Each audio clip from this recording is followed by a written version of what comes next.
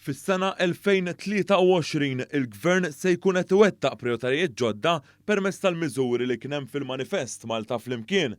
Fost dawn hemm dik li fil-jiem li ġejjin il-Gvern se jniedi l-Aġenzija Ambjentali li se twettaq l-akbar proġett ambjentali dak ta' 700 miljun euro f'7 snin fi spazji pubbliċi madwar pajjiżna. Dan tħabbar mill-Prim Ministru mexxej Laburista Roberta Bela waqt riċeviment għal membri tal-midja u l-korpi kostitwiti għal bidu għas-sena ġdida li sar fiċ-Ċentru Nazzjonali Laburista fil-Ħamrun.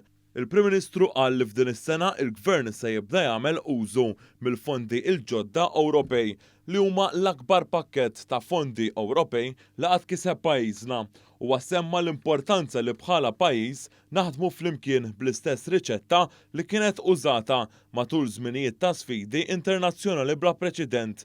Qal li permezz ta' hekk l-investiment f'pajjiżna baqa' jissaħħaħ.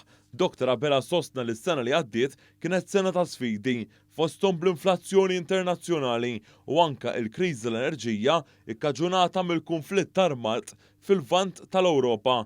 F'dan ir-rigward il-Gvern issussidja il-prezzijiet tal-enerġija tal-fjuwil u tal-qamħ.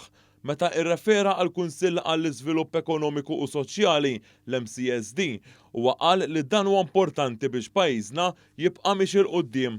Dwar il-midja, Dr. Bela saħaq li din hija għodda importanti għad-demokrazija ta' pajjiżna għal il-Gvern għandu jkun taħt skrutinju, iżda sostna li dan għandu jkun ġust. Preżenti wkoll fost l-oħrajn kien hemm il-President tal-Partit Laburista Ramon Attard u Mart il-Prim Ministru Lidja Bela.